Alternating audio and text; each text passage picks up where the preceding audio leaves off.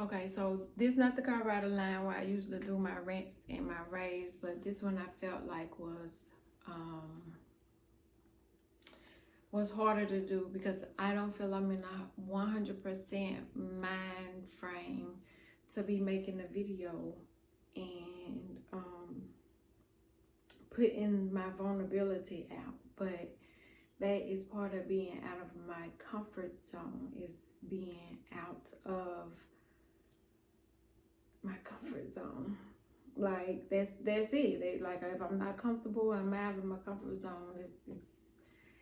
It's chaotic. But the reason why everything is chaotic is because the state of the world that we are in, trauma, everything feels so traumatic. Grief, like, it's really crazy. And there's a storm Ian in Florida, and a lot of times when it just come on through, you can feel those effects, but you still have to be afraid and constantly checking on your people in places like Florida and Alabama, Georgia. Like it moves up. It weakens as it comes across land, but it does move up. We know that for a fact. But I recently watched this movie called 3,000 Years of Longing. One of the tarot readers was doing a video and she said, watch this movie. And I'm always looking for new things to watch. So it didn't hurt, not one single bit, that Idris Elba was the main character. That oh my God, that made me not want to watch it. Why would I want to watch that? Stupid. Okay, so baby, let me tell you, he was the jinn, and the jinn is spelled D-J-I-N-N, and it's plural. It's spelled the same way. And it says the definition, according to Google, an Arabian or Muslim mythology, an intelligent spirit of lower rank than the angels, able to appear in human and animal forms and to possess humans. I didn't even know that, but I went and looked it up anyway. So I always watch things with the caption on, so I knew how it was spelled, and I was like, ain't he just a genie, like the genie in the bottle? Because here I am, a little black girl, excited to see Aladdin. So, you know, I'm gonna be honest, that's as far as it went. I wanted a prince like Aladdin. So we genie in the bottle. That's where it stopped. Because being a black little girl in the South, ain't no such thing as no genie in the bottle. All it is you better work, hustle, and make it for you. So this right here ain't even nothing I would have ever, never, ever went into. But it's too late. I'm already here. So I'm watching it, and she is seeing strange things that nobody else sees. And her similarities freak me out. She's a writer, and she's single. And I was like, damn, wow, there must be a reason why I'm watching this. So I got to keep watching it. And when she gets this bottle, she wants this one, just this one. And she gets home. She gets to the hotel. She's scraping it out. And bam, out come Idris, baby. Woo! I'm gonna stop right there for a minute. Let me give y'all a minute to catch on up. Exactly, right? Ain't no changing it. So he was half man, half animal. And he had been stuck in the bottle 3,000 years or so, give or take. I don't know. But anyway, he said, and this, I'm not gonna take you through the whole movie. He said that he was kin to Queen Sheba, and that when she got ready to marry, she asked, what is woman's most desire? And I was like, that's a good question. Because as a woman, I don't know, like, what all do we desire because we're too busy trying to figure out what all is required, what all has to be done, what all needs to be done, who all needs to be taken care of. It's never really been about us. So asking what our deepest desire is, Google, according to Google, just whoever worked at Google said this. 4 things women want: loving, devotion, and committed relationship, generosity, thoughtful, honest behavior, generosity of spirit, satisfying sex, freedom, forgiveness, appreciation. And of course, they go on and on and on, but most of them kind of like go back to our deepest desire being for those that we love, or those that is attracted of us, or those that love us. It's not really defined. So I unpaused the movie because I had to stop it right there because I had to like, well, what is it? And so he said that the husband figured it out and told her, and they were married, okay? But he didn't say what it was. And so when the lady that rubbed the bottle, I can't even think of her name right now, but anyway, when she rubbed the bottle and she said, did they tell her what women's deepest desire? And he was like, yep. And he left it at that. And she was like, tell me what it is. And he was like, do you wish to know? Because she would have used one of her wishes. Do you wish to know? And she was smarter than that. She didn't just wish for a big butt. She didn't wish for $1 million. She thought about her wishes, and she wanted to know the history behind where the 3 wishes came from. It's crazy. Anyway, stay with me though. Stay with me. So he was like, if you don't know, then I can't tell you. And I was like, well, damn. Now I still don't know what it is, because evidently somebody out there knows what we desire. Because I know for myself that what I desire has not been really possible until the awakening, is what I think. But because then you start to realize, you hold the mirror up to yourself and you see where you not right, and you start to fix that. So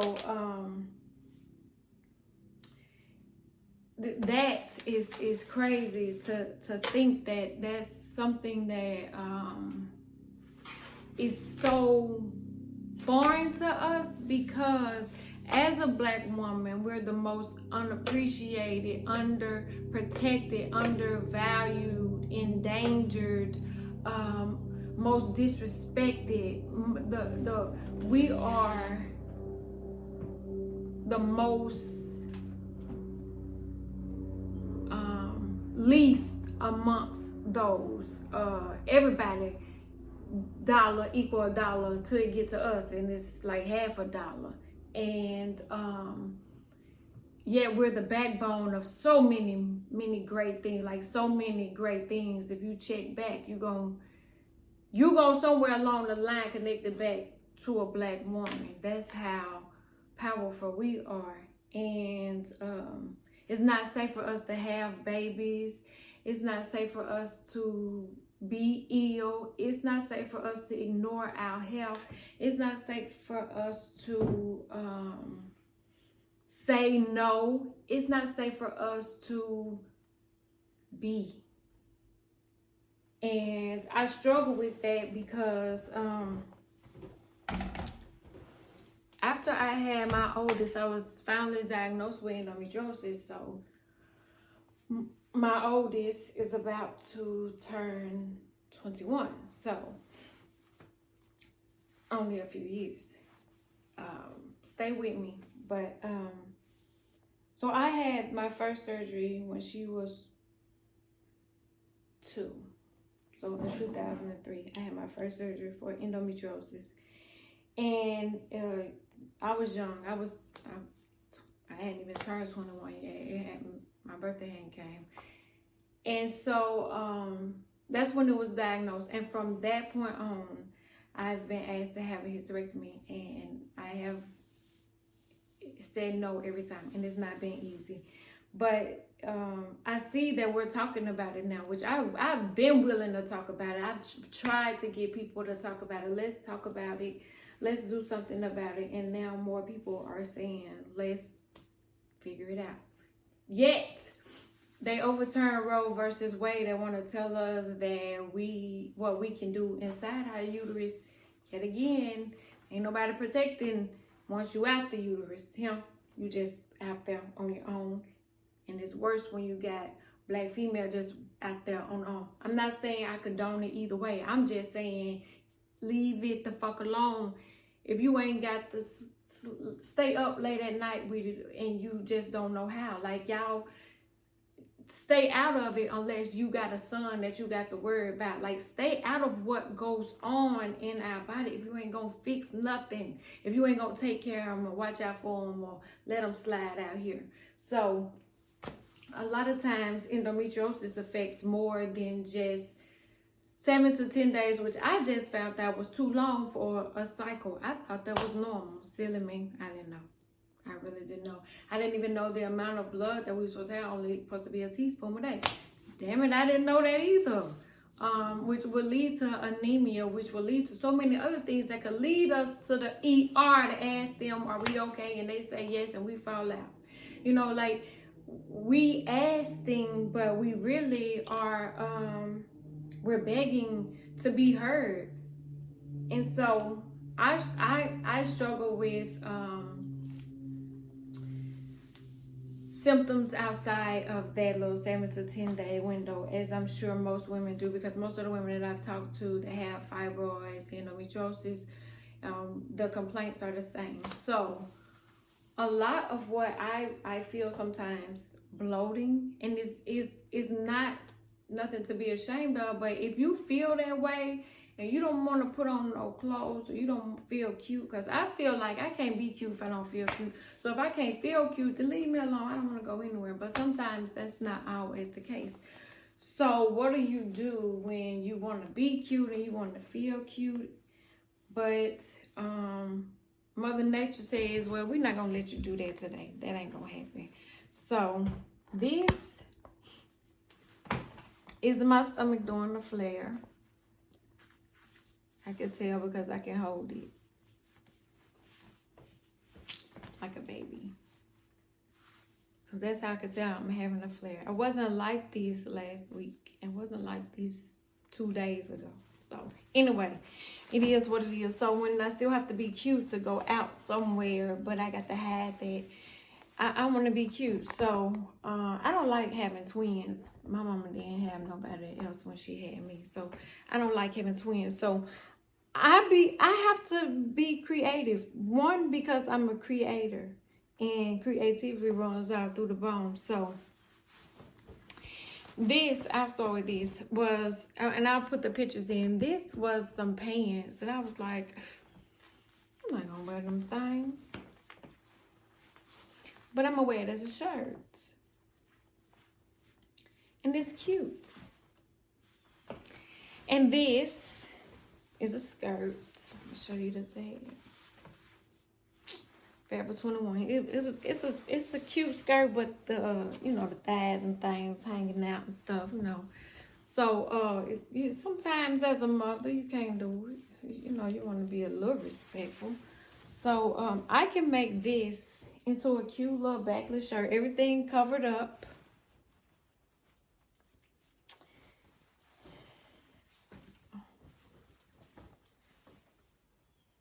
And tied in knot. Wait, this one over here. Shit, I can't even remember how I did. Hold on, let me see. Oh, everything's covered up, back out, and with the cute little bra top. But this is the original way I had it. It's open, so it has a split.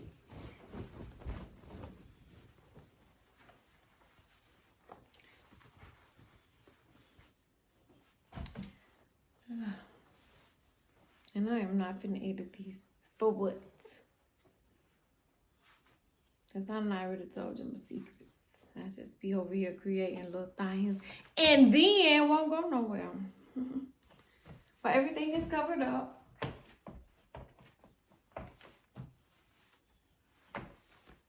And you can't tell how bloated I am. That's the magical part about it. It's cute. Ain't nobody else gonna have on my top.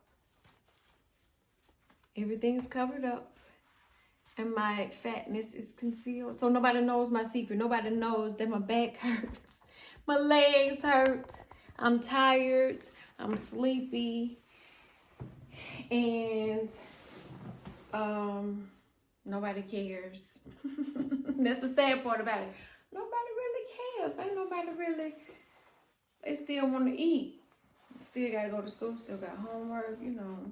So, that was important for me to talk about that one. I'm missing something else. What else am I missing? I haven't had a flare like this since July. So I think I know what it was. I think it was part of stress, grieving, and stress. Did I mention stress? And the fact that so much is going on around us, and we can't do anything about it. Oh, I haven't worn this yet. I'm gonna wear it this weekend, I think. I don't know, but yeah, this I like how this turned out. I've had these pants for about 6 years probably, and I was gonna wear them, and then I was like, I'm not gonna wear them, and I was like, let me cut them off. Okay. So that's how creative people mind work. I can never turn it off until I want to use it. Like when you sit down and be like, okay, I'm here, let me, and then it go away. So that's why a lot of creative people, or people with the, we sometimes are called antisocial, or that we act funny. So when we just be all into, hey, when you got all this, like I had so many goals for myself this week. I treated myself last week, and so I had so many goals that I was gonna knock out. And it was like, nope, you're not. I'm gonna give you 3 different things to write on at one time, and you gonna know what's what over here, and this go over here, and this over here. And you like, what?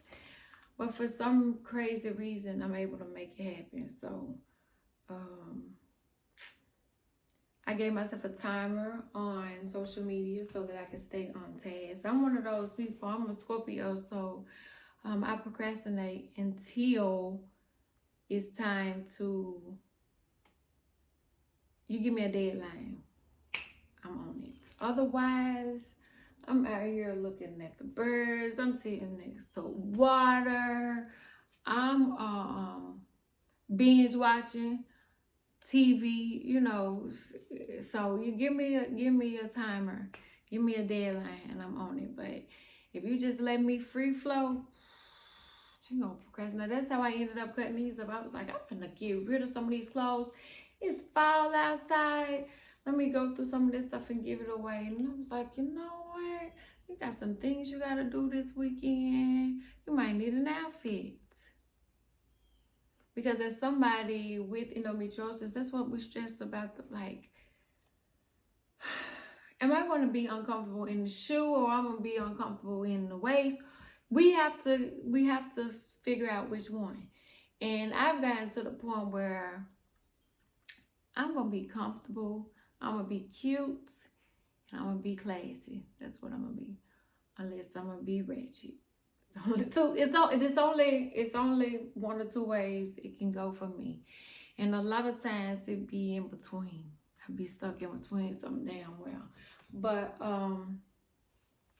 it is what it is. It's funny that I'm starting to awaken. Look at me. Words can't even come out. Because I fought it for so long, but I knew. Go figure.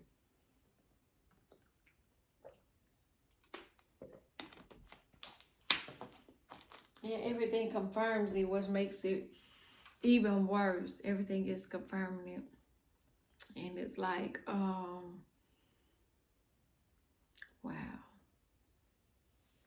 Wow. Because it says, show the world the real you.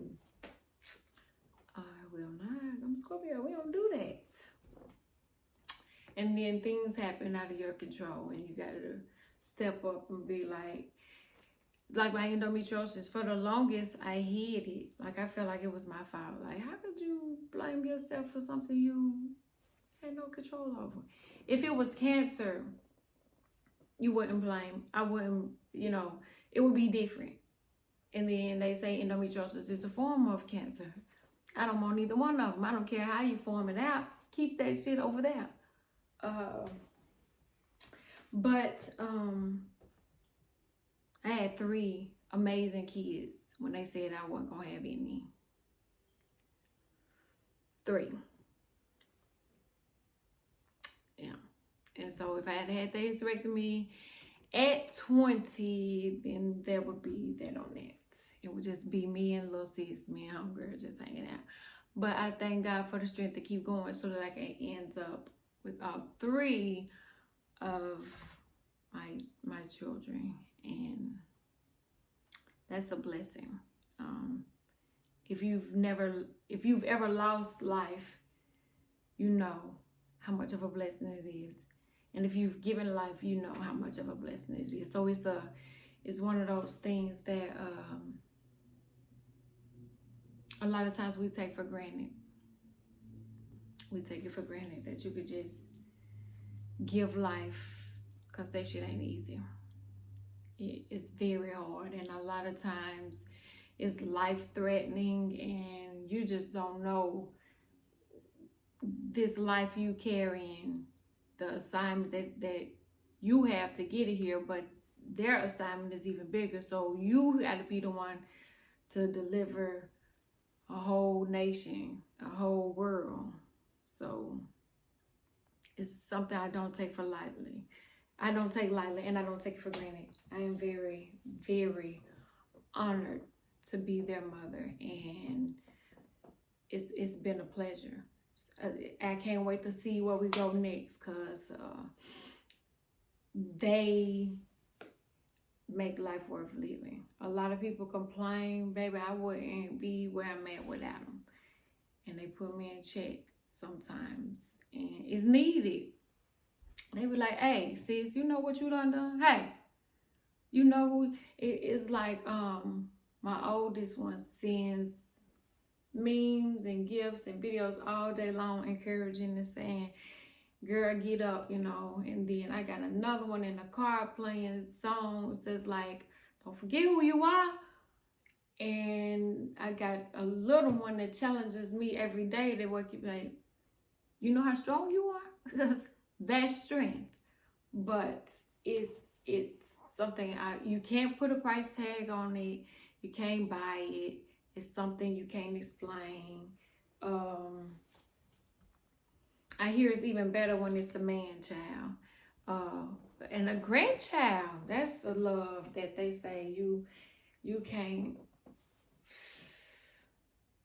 Oh my God, grandparents, it's soft today. Like, they ain't the same you're not the same. But I lost my grandmother, I think I was 14. And so there was a lot of the majority of my life without her, but there was a lot of time with her that I feel like she prepared me for times like now. So make sure y'all cherish your grandparents and take care of them. Spend time with them, love on them, because they hold a knowledge that these books don't have. I promise you. Sit up and talk to somebody. They hold the knowledge that the books just won't give you. And I learned something new about who I am and where I came from sitting back listening to one of these. And I'm not talking about elders like these 60 and 70. I'm talking about get you some 80 and 90 and sit up and talk to them and see what they saying. Those stories are amazing. History books do not have it. They won't give it to you. It's not in the books.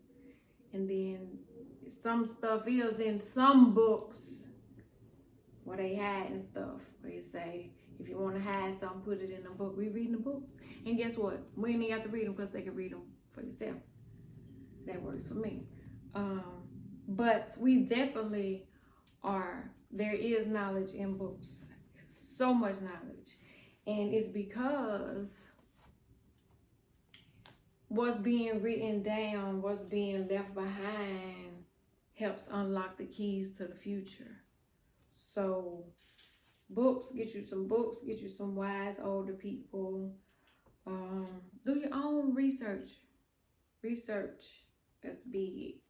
You got it in the palm of your hand. Now you ain't got to even, y'all seen me, I had a computer. So what is women's greatest desire? And I still don't know. That is still, that's what we got to go back to. I still don't know that. And Google trying to tell me some shit. Google ain't never been a woman. I don't give a fuck who behind the scenes and who, Google, Webster, can't none of them tell me.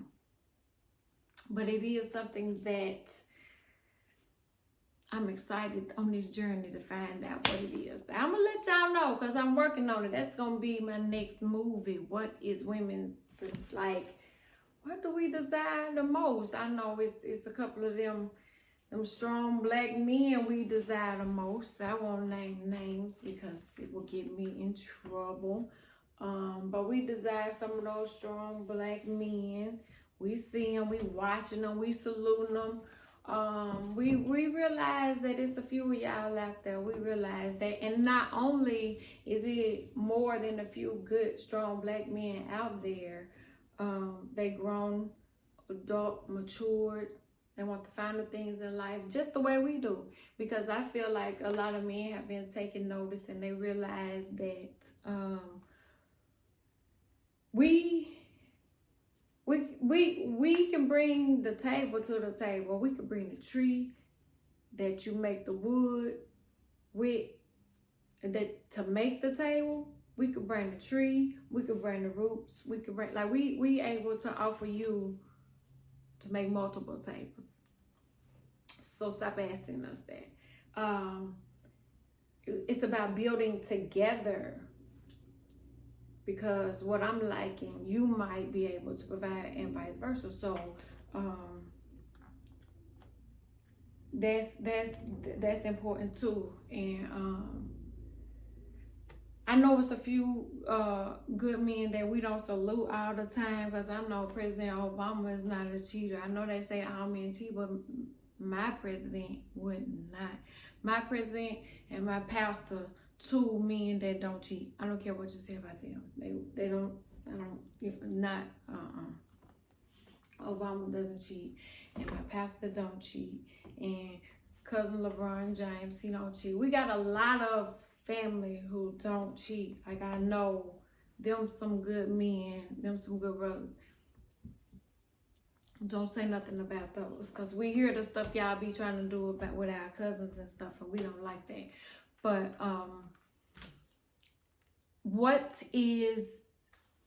please tell me what is women's greatest desires. I want to know, and I want to interview some women who think they got the answers.